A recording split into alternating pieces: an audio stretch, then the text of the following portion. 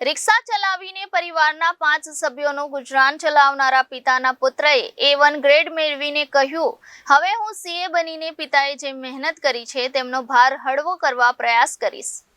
પેટે પાટા બાંધીને માતા પિતા પોતાના સંતાનોના ઉજ્જવળ ભવિષ્યની કામના કરતા હોય છે, ત્યારે માતા પિતાની મહેનતની કદર કરતા સુરતના વિદ્યાર્થીએ ધોરણ 12 માં A1 ગ્રેડ સાથે સફળતા મેળવી છે। રિક્ષા ચલાવીને પરિવારના 5 સભ્યોનું ગુજરાન ચલાવનારા પિતાના પુત્રએ A1 ગ્રેડ મેળવીને કહ્યું કે હવે હું CA બનીને પિતાએ જે મહેનત કરી છે તેમનો ભાર હળવો કરવા પ્રયાસ કરીશ। પુણા વિસ્તારમાં આવેલ નાલંદા વિદ્યાલયમાં ધોરણ 12 કોમર્સમાં અભ્યાસ કરતા રિક્ષા ચાલકના પુત્ર જિગ્નેશ ભાવેશભાઈ ડાભીએ 94.43% મેળવીને A1 ગ્રેડમાં સ્થાન મેળવ્યું છે। જિગ્નેશે કહ્યું કે હું રોજની 8 કલાક મહેનત કરતો હતો। શાળા દ્વારા પણ ખૂબ સારું શિક્ષણ આપવામાં આવ્યું હતું।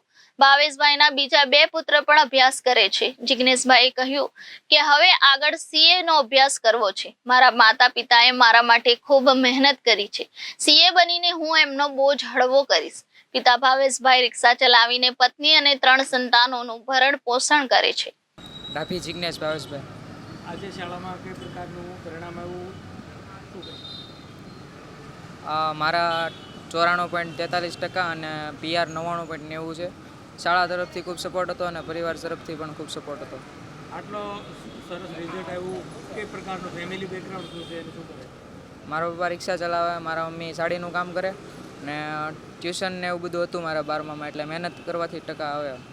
શું ખાસ એવું ધ્યાન રાખ્યું હતું કે આ સફળતા સુધી લઈ ગયા? એટલે પરીક્ષામાં થોડુંક મોર્નિંગમાં વહેલા જાગીને વાંચતા અને સ્માર્ટ વર્ક કર્યું હતું। આગળ જઈને શું પ્લાન છે? CA કરવાનું। આપનો પરિચય? મારું નામ શિવ મિશ્રા છે। હું નાલંદા વિદ્યાલયમાં એઝ એકેડમી ડાયરેક્ટર વર્ક કરું છું। આજરોજ અમારે ગુજરાત બોર્ડના સામાન્ય પ્રવાહ અને વિજ્ઞાન પ્રવાહના રિઝલ્ટ આવ્યા છે। તો અમારી શાળામાં કુલ 159 વિદ્યાર્થીઓમાં 16 વિદ્યાર્થીઓના A1 છે અને 40 વિદ્યાર્થીઓને A2 છે। એમાં જોવા જઈએ તો સૌથી વધારે બાળકો એવા છે જે અમારી શાળામાં સામાન્ય પરિવારથી બિલોંગ કરે છે અને આ એક અમારા પાસે જે બાળક છે અમારી શાળામાં જ ભણે છે અને એને પપ્પા ઓટો રિક્ષા ચલાવે છે। એના અમારી શાળામાં સૌથી વધારે માર્ક્સ છે અને એમ જોવા જઈએ તો સમગ્ર પૂણા ગામ વિસ્તારમાં છેલ્લા 35 વર્ષથી અમારી શાળા A1 અને A2 ને વધારે બાળકો અહીંયાથી નીકળે છે। તો આજરોજ અમારી શાળાના જે પ્રિન્સિપલ છે અને શાળાના મેનેજમેન્ટ અને શાળાના શિક્ષકો અને તમામ વિદ્યાર્થીઓને શાળા તરફથી હાર્દિક શુભેચ્છા પાઠવું છું આ રિઝલ્ટ પ્રમાણે। આટલું સરસ રિઝલ્ટ પાછળ શાળા દ્વારા કેવી પ્રકારની ખાસ તૈયારી કરાવતા? જો આ રિઝલ્ટ જે છે અમારી શાળામાં એમ જોવા જાય ને તો એમ કહેવાય ને, કોમર્સમાં અગર ભણવું હોય ને તો નાલંદામાં ભણવું હોય।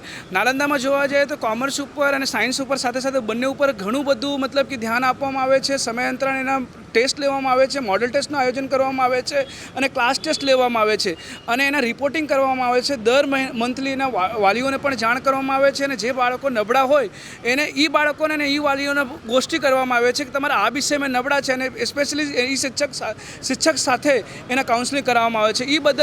બધા કારણોથી અમારી શાળાને આજે પૂણા ગામમાં સૌથી શ્રેષ્ઠ પરિણામ છે। Reporter Arvind Rathod, Janadesh news, Surat.